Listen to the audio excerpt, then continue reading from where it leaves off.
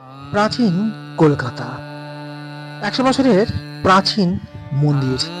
যে মন্দিরের গাত্রে দেখতে পেয়ে যাবেন শিব শম্ভুর অসম্ভব সুন্দর টেরাকোটা স্টাইলে বেশ কিছু ছবি, এবং যে কলকাতার মধ্যে খুঁজে পাবেন আর এক কলকাতাকে। হ্যাঁ, পুরনো কলকাতা। প্রায় 100 বছরের প্রাচীন কলকাতা যেন থমকে আছে এই অঞ্চলটিতে। বিভিন্ন রকমের মন্দিরের ঠাসা অঞ্চল, যেখানে জোড়া শীতলা মন্দির, 100 বছরের প্রাচীন শিব মন্দির তথা বিভিন্ন মন্দিরের সংমিশ্রণে 100 বছরের প্রাচীন কলকাতাকে খুঁজে পাবে। নস্টালজিয়া কলকাতার হাতে টানা রিক্সার ঢং ঢং শব্দ এখনো শোনা যায়। যে রাস্তায় গলিতে এখনো আড্ডা মারতে দেখা যায়, সেখানেই রয়েছে এই 100 বছরের প্রাচীন এক শিব মন্দির, সঙ্গে জোড়া শীতলা মায়ের মন্দির, সঙ্গে মা তারা মন্দির। কোথায় সবই জানাবো আজকের ভিডিওতে।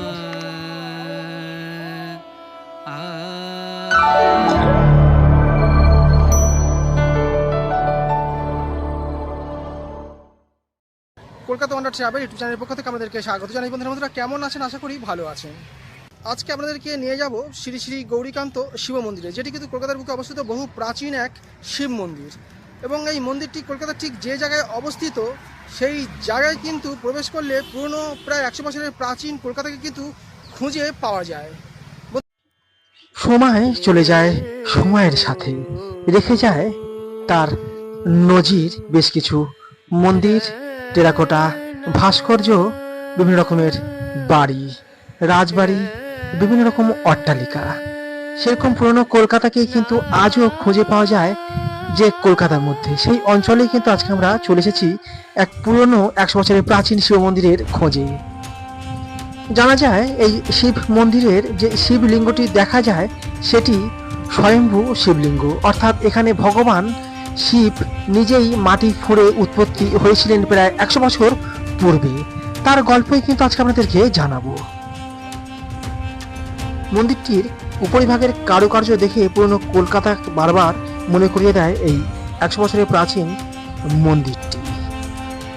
মন্দিরটির এক প্রান্তে আপনারা দেখতে পেয়ে যাবেন শিব শম্ভুর টেরাকোটা স্টাইলে বেশ কিছু স্ট্রাকচারের উপরে খোদিত বাবার অবয়বের চিত্র খুব সুন্দরভাবে ফুটিয়ে তোলা হয়েছে এই মন্দিরের গাত্রে, যা সত্যি এক কথায় অপূর্ব দেখতে লাগে মন্দিরটি।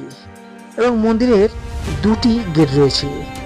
এখন দেখতে পাচ্ছেন সামনের গেটটি, এবং বিভিন্ন রকম অনুষ্ঠানে কিন্তু এই গেট দিয়ে তখন প্রবেশ করানো হয়।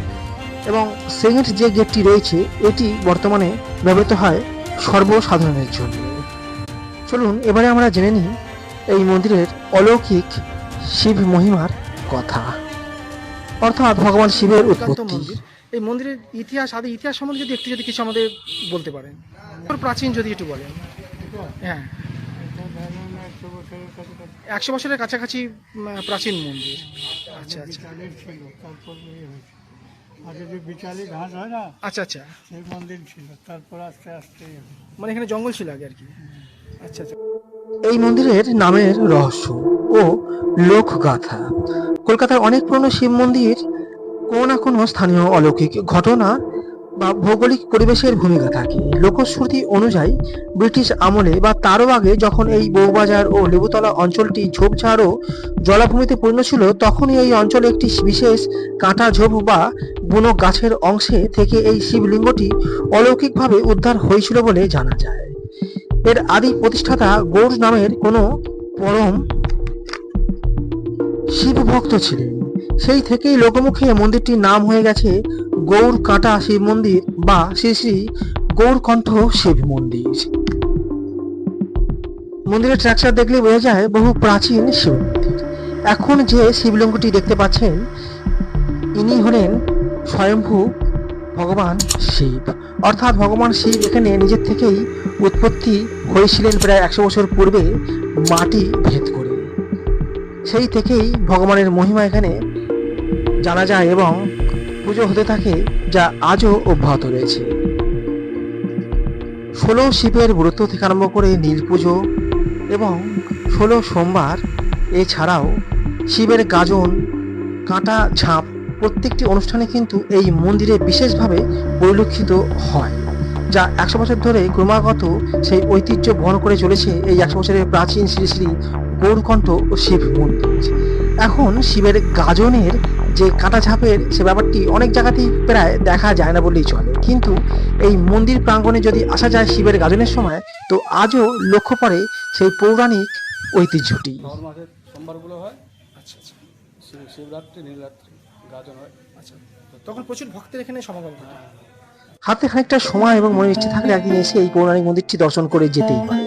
তবে বলবো সকালের দিকে আসাই ভালো, 12টা সাড়ে 12টা পর্যন্ত মন্দিরটি খোলা থাকে। শ্রী শ্রী গৌরকণ্ঠ শিব মন্দিরে দেখার পরেই আমরা চলে এসেছিলাম জোড়া শীতলা মায়ের দর্শনে, যা এই মন্দিরে আসার পথেই পড়ে। তাই যদি আপনারা এখানে আসেন তো আপনারা একই সঙ্গে এই কয়েকটা মন্দির দেখে নিতে পারবেন। জোড়া শীতলা মায়ের মন্দিরের ইতিহাস প্রায় 325 বছর প্রাচীন এই জোড়া শীতলা মায়ের মন্দিরটি। মায়ের মন্দিরের প্রতিষ্ঠাকাল বেশ আকর্ষণীয়। জানা যায় 1700 সালে মায়ের এই মন্দির প্রতিষ্ঠা করেছিলেন স্বর্গীয় শ্রী চরণ মিত্র মহাশয়। পরে উনি এই মন্দিরটি দায়িত্ব দেন শ্রী স্বর্গীয় নিমাইচন্দ্র দে মহাশয়কে। 7 পুরুষ ধরে বিভিন্নভাবে বংশ পরম্পরায় মন্দির এখনো পূজিত হয়ে আসছে এই জাগ্রত জোড়া শীতলা মায়ের মন্দির। এই জাগ্রত মায়ের মন্দিরের পণ্ডিত মহাশয়ের কাছ থেকে এই মন্দিরের ইতিহাস সম্বন্ধে আরো জানা যায় যে মা নাকি নিয়মিত যাতায়াত করতেন মেদিনীপুরের থেকে সেই সময়, এবং প্রচন্ড গরমের মধ্যে মা রয়ে যান এই লেবুতলার কাছে শশীভূষণ স্ট্রিট, যেখানে এই মন্দিরটি এখন দেখতে পাওয়া যায়। এবং সেই দিন থেকে কিন্তু মায়ের নতুন ঠিকানা হয় এই মন্দিরটি এবং এই স্থান। প্রায় 325 বছর ধরে এই মন্দিরে মা পূজিত হয়ে আসছেন আজও।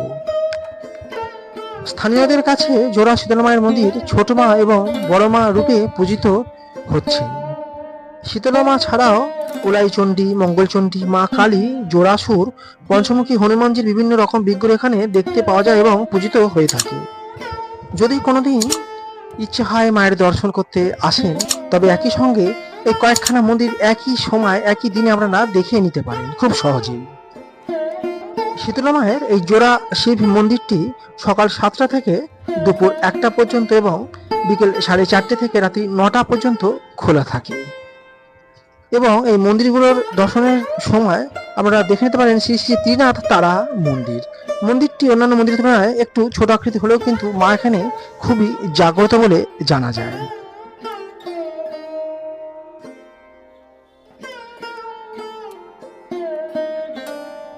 এখন দর্শন করছেন ত্রিনাথ তারা মন্দিরের মা তারার বিগ্রহ।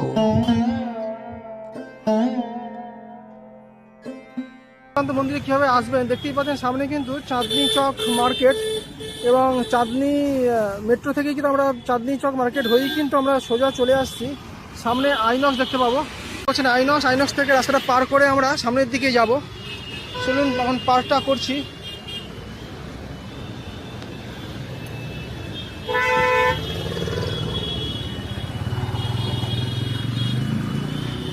এখন যে রাস্তা দিয়ে আমরা এখন যাচ্ছি এটি সুবোধ মল্লিক স্কোয়ার। এই সুবোধ মল্লিক স্কোয়ার দিয়েই এখন আমরা যাচ্ছি ঠিক সামনের দিকে। ম্যাক্সিমাম 10 মিনিটের মতন সময় লাগবে।